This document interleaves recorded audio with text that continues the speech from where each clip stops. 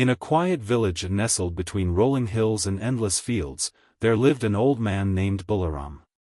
Once a wise and prosperous trader, he had now retired, spending his days sitting beneath a grand banyan tree, watching the world move around him. His son, Kiran, had taken over the family business. Kiran was hard-working, but he often relied too much on the opinions of others. He was quick to follow what people said without questioning it, believing that the wisdom of the crowd was always right.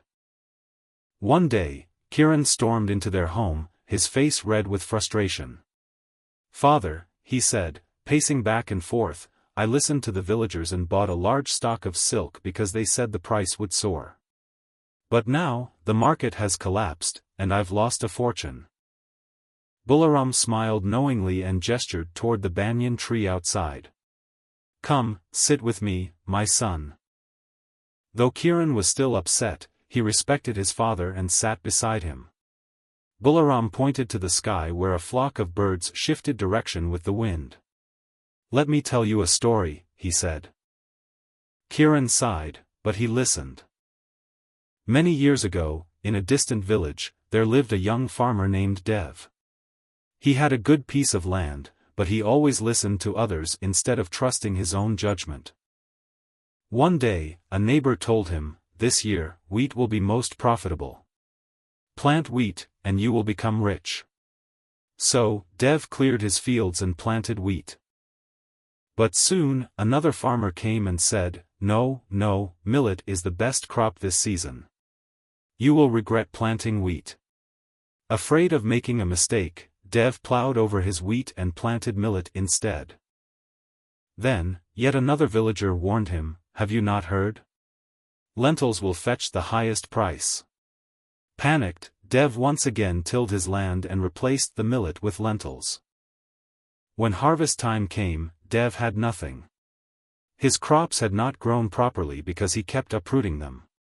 Meanwhile, his neighbors, who had chosen their crops and stuck with them, reaped a good harvest.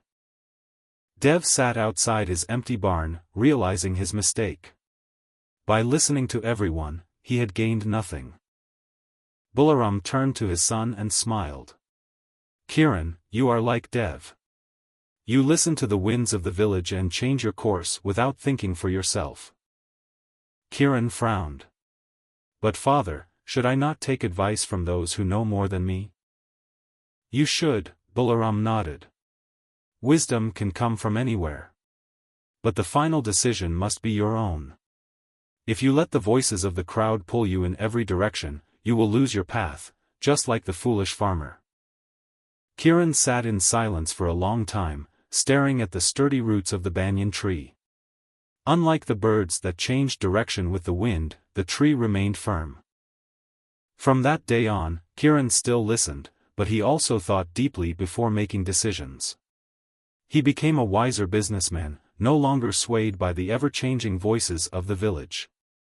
And in time, he became far more successful than he had ever imagined, not because he followed the crowd, but because he had learned to think for himself. And so, under the shade of the great banyan tree, wisdom was passed down, not as commands, but as stories, waiting for an open mind to understand.